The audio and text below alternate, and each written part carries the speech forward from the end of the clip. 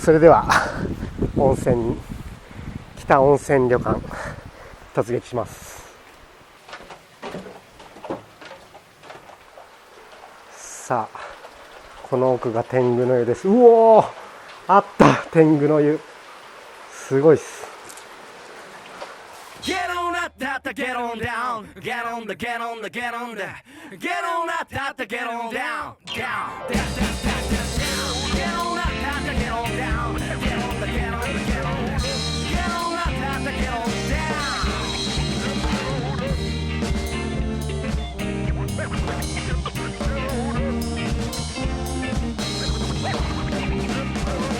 Get on up, get on down.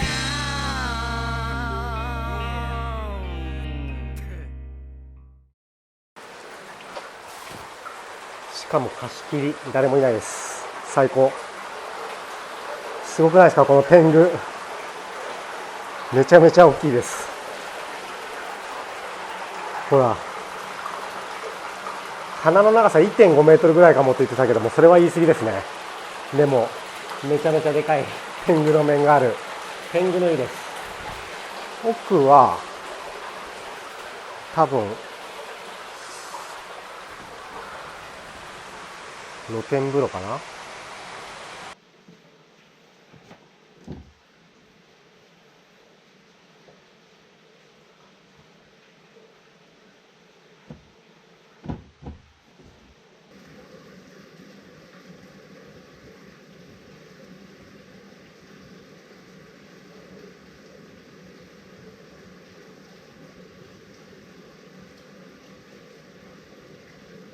さあ、それではお風呂早速入ります。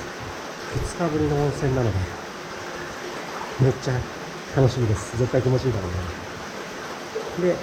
で、もちろんですね、先に体はきれいに今洗いましたので、このまま入浴したいんですけど、まずはお風呂ご覧ください。すごいですね。この天狗の面がやっぱりすごいですけども、ほら、これどれだけ大きいか分かりますか。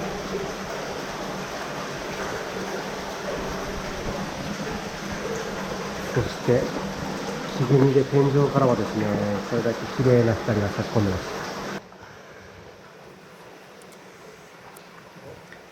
最高に気持ちよかったですね。貸し切りでゆっくり入れました。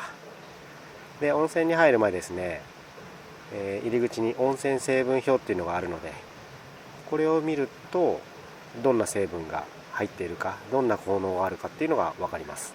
ここの温泉は無味無臭で、比較的特徴の少ないとされる単純泉という泉質なんですけども、注目すべきところは毎分400リットルも 52.4 度の適温のお湯が湧き出てるっていうことなんですよね。豊富な湯量で新鮮なお湯がガンガンかけ流しされてて、しかも自然湧出なんですよ。ポンプなんかの動力を使わない自然がもたらす恵みの湯なわけです。で、単純温泉だから特徴がないっていうことではなくて、よく成分表を見てみるとですね、メタケイ酸の数値が 184.5mg と書いてあります。メタケイ酸っていうのは一般的に美肌成分を表す数値です。 50mg で美肌の湯、 100mg もあれば美人の湯と言われてるんですけども、ここの数値は全国的にもかなり高いレベルの美肌効果があるということが分かります。温泉成分表を見るとですね、こういうことが分かるんですよね。で、その時の気分によって決めるんですけども、温泉成分表を見ずに温泉に入るっていうのもすごく楽しくて、お湯に浸かりながら、この温泉はどんな成分が入ってるんだろうっていうのを想像しながら入って、で、上がった時に成分表を見て答え合わせするっていうのがすごく楽しいです。逆に入らなくても成分表さえ見れば大体、どんなお湯かっていうのが分かるわけです。これが僕の温泉の楽しみ方です。さらにですね、温泉の楽しみ方っていうのは入浴するだけじゃないんですよ。3通りの楽しみ方があります。まず一つ、入浴ですよね。一般的なこれは温泉の楽しみ方です。それから蒸気浴っていうのもあります。これスチーム風呂、大分の鉄輪蒸し湯とか、あとは三笹温泉のラジウム蒸気浴なんかが有名なんですけども、温泉成分が含まれた蒸気を浴びるっていう、スチーム浴。それからですね、3つ目、陰泉、これは浸かるだけで病気を治す温泉を体の中に飲んで取り入れるわけですから、これはもう本当に非常に効果があります。いい温泉じゃないとできないんですけども。でここの北温泉旅館でも陰泉用のコップが置いてあったので、もちろんいただきました。無味無臭なんでそんなに特徴的な味があるわけではないんですけども、食後に飲むと良いとされております。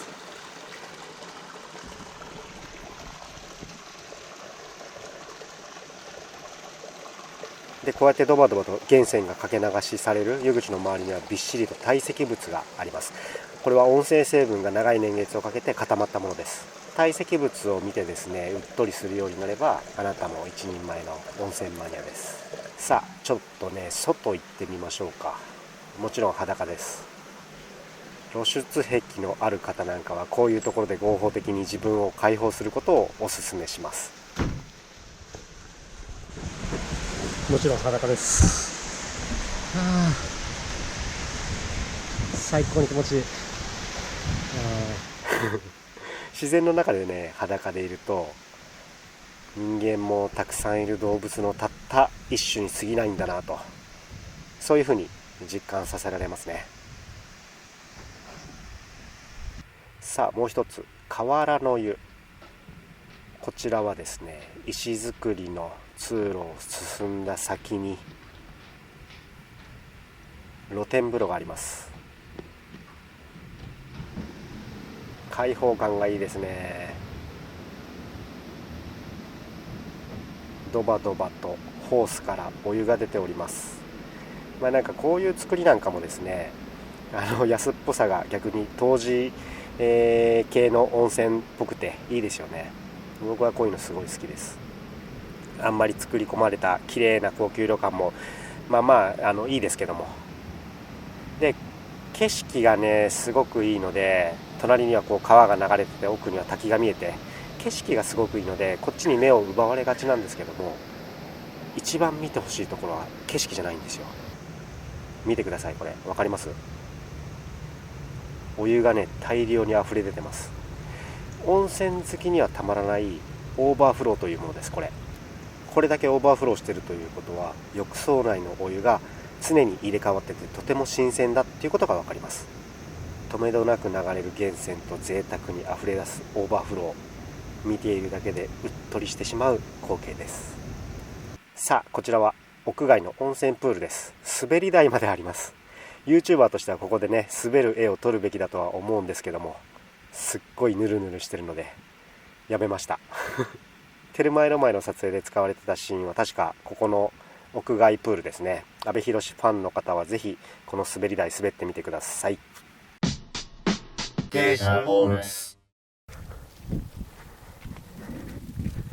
温泉めちゃめちゃ気持ちよかったです。さあ出発の準備なんですけども、まず片付けですね。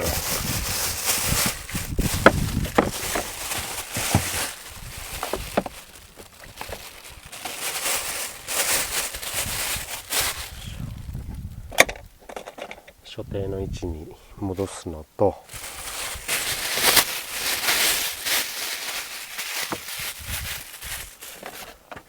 あとは洗濯物をまとめてコインランドリーなので、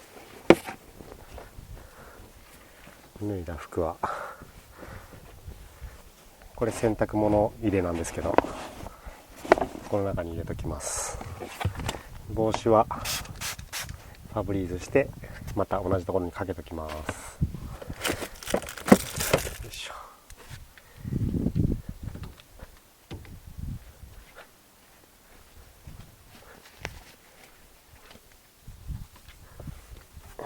ょ。でタオルなんかは濡れたまま洗濯ボックスの中に入れてると悪臭しちゃうんで、こうやってハンガーにかけて、走りながら乾かします。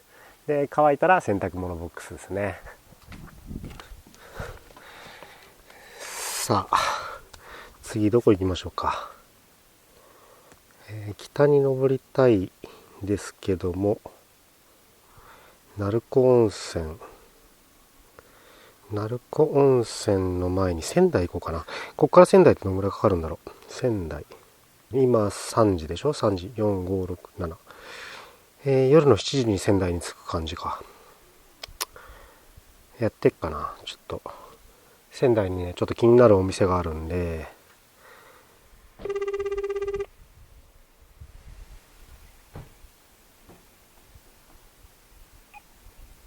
電話ありがとうございます。約束権利黒森でございます。ただいま電話に出ることができません。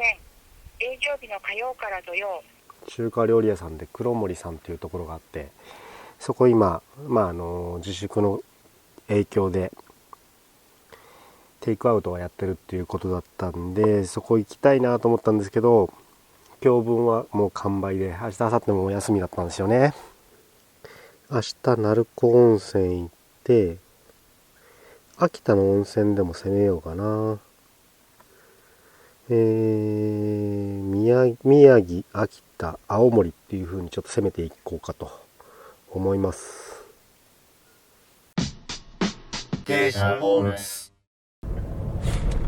さあ、先ほどまでいた、おーっとバンビちゃんです。はい、鹿見えます？引かれんなよ。はい、ゆっくり行って。はいはい。野生動物がたくさんいるので、ゆっくり安全運転で行きましょう。いや、いますよ、全然。鹿も今いましたし、それからタヌキも出ますし、イノシシも出ますし、クマは見てないですけどね。クマは本州じゃなかなかいないんじゃないかな。滋賀県とかなんかクマ多いイメージですけどね、本州だと。でも東北はクマも出るか、きっと。何の話だっけ。そう、仙台の黒森さん、中華屋さんですね。そこ行きたいなと思ってたんですけど、今自粛の関係でテイクアウトやってるそうなんで、それ狙ったんですけど、それちょっとタイミングが合わずにですね、ちょっと断念しました。それから宮城というと鳴子温泉ですよね。やっぱり鳴子温泉攻めたかったんですけど、そこもですね5月31日までほとんどクローズということで、でも今回の旅っていうのが、休業のところが多いっていうのも理由ではあるんですけども、あんまり人に会わない旅にしようと思ってるんですよ。で、温泉なんかも人が管理していない自然の温泉、野湯とか寸志って言ったりするんですけども、自然の中にポツンとある温泉、そういったところを狙っていこうかなと思います。結構ね、日本全国そういった野湯いろいろ入ってるんですけども、野湯ってやっぱすごいいいんですよね。管理されてない、こともあってですね、行ってみたら苔だらけとか、お湯が入ってなかったとか、そういったところもあったりするんですけど、だからこの間の動画で出した、特産温泉3時間かけて行ったのに風呂入れないとか、そういったこともあったりするんですけども、それは野湯あるあるですよね。しょうがない。で、今から行く温泉もそういった野湯なんですけども、ここから5時間半ぐらいで多分行けます。秋田県の、川原毛大湯滝温泉というところに今向かってます。名前からしてすごいですけどね、仰々しい名前ですけども、これもすごく素敵な野湯で、初めて行くんですけども、20メートルぐらいの滝壺があって、そこがそのまま温泉になってるっていう、もうそれ聞いただけでもワクワクするんですけども、自然の中にある温泉ですね。入れるといいな。5時間半かけて行って入れないっていうのは結構ショックですよねそういう時はその周りの周辺の温泉やってるとこ探して入ろうかなと思ってるんですけども、ちょっと高いところから低いところ行ったんで、気圧が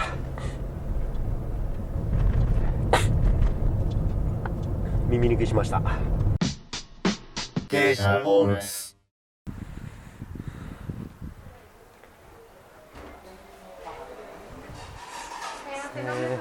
人です。はい。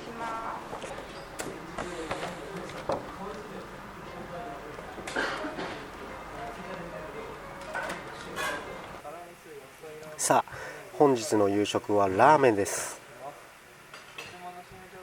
健康に悪いって分かってるんですけど、僕はラーメン率かなり高いです。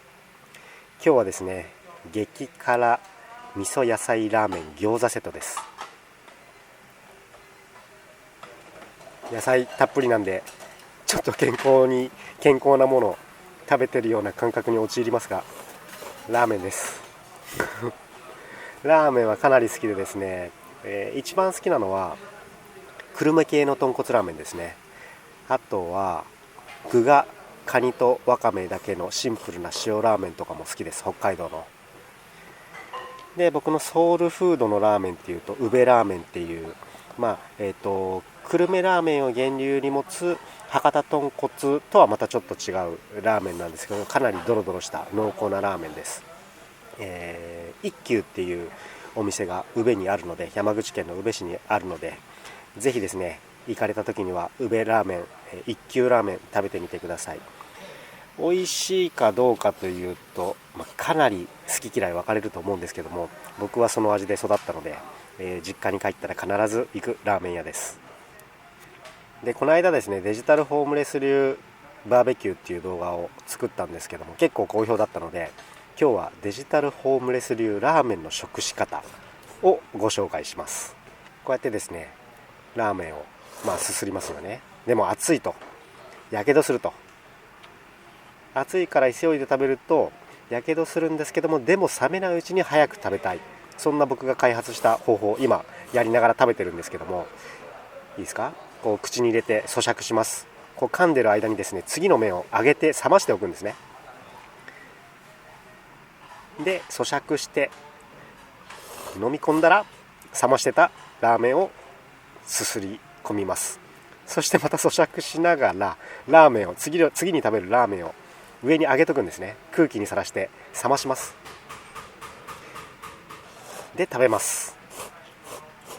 これちょっとでもですね、ペースを乱してしまうとやけどします。気をつけてください。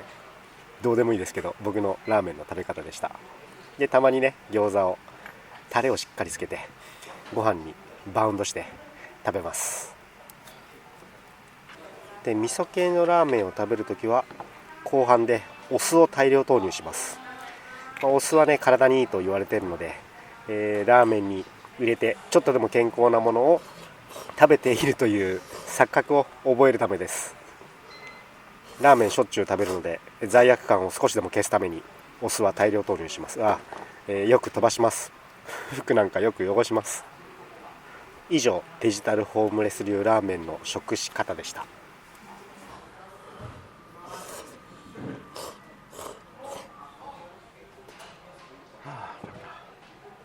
デザートでね、杏仁豆腐セットでついてきました。これは非常に美味しくなかったです杏仁豆腐って 99% が偽物なんですよ。一般的に出回ってるのってアーモンドエッセンスなんかを使った牛乳寒天なんですよね。本物の杏仁豆腐食べる機会があったら、値段はちょっと高いんですけど、ぜひ食べてみてくださいと、ちょっとうんちく言ってみました。以上、激辛味噌野菜ラーメンと餃子ご飯杏仁豆腐セット完食です。さあ、国見サービスエリア、ここですね、まあまあ広いサービスエリアなんですよ。前東北旅した時もこの国見で車中泊したかな。そうだ、車中泊って言っちゃダメなんですよね。言っちゃダメというかサービスエリアパーキングエリアでの車中泊は基本的には禁止されてるらしいんですよ。でも仮眠は OK らしいんですよね。車中泊と仮眠の違いって何なんだろうっていう話なんですけども、とにかく車中泊はダメらしいです。なので、言い直します。今から国見サービスエリアで仮眠をします前にも一度、この東北自動車道を通って北上して、北海道まで行ったことあるんですよね。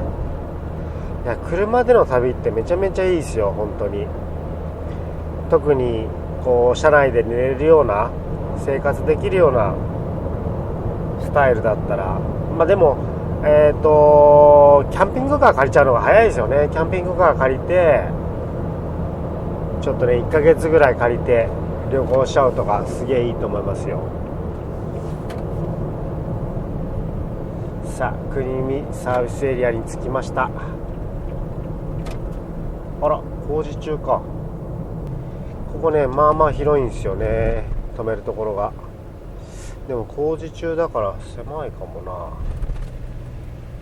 今日はですね、さっきラーメン食べてしっかり腹ごしらえしたので、着いたらとりあえずビール飲んで、ハイボール飲んで。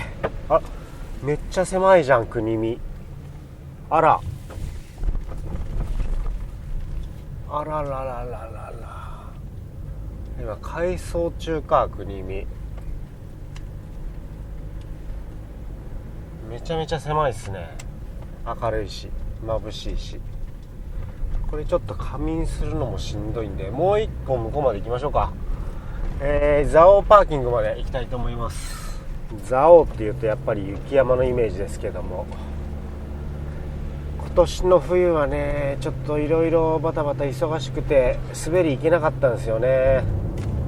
毎年北海道に長期で滑りに行ってるんですけど、北海道にね、知り合いの、レストランがあるんですよ、ニセコに。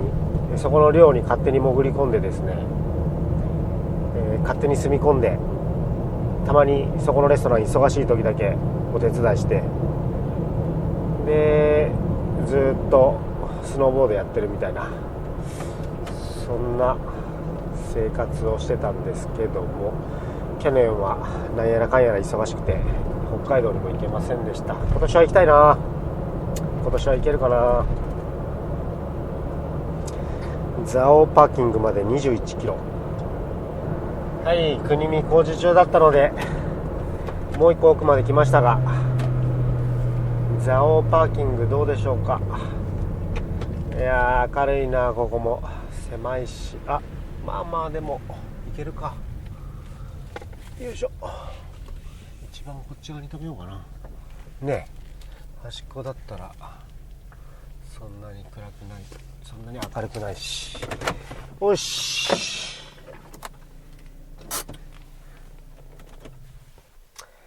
それじゃあビール飲みますか。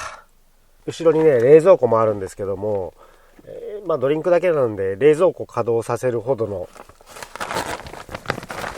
量じゃないので、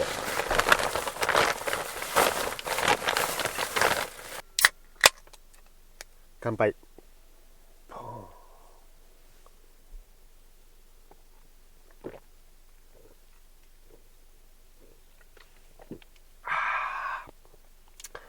最高。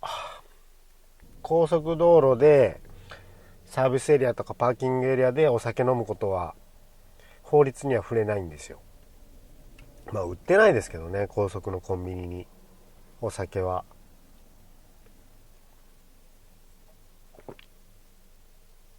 お酒飲むのは OK なのに、お酒抜くための車中泊は禁止されてるって不思議っすよね。仮眠は OK なのにGet on up, get on down, down, down, down, down, down. Get on up, get on down, get on